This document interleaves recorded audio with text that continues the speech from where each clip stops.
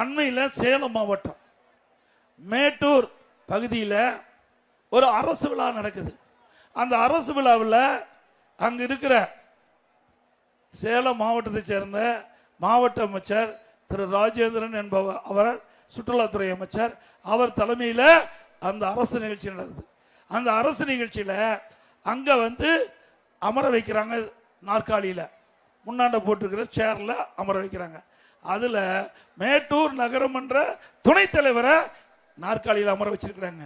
மேட்டூர் நகரமன்ற தலைவர் அவர் பட்டியலினத்தை சேர்ந்தவர், அவரை நிற்க வச்சிருக்கிறாங்க. பாருங்க ஏங்க, நகரமன்ற தலைவர் நின்றுகிட்டு இருக்காரு.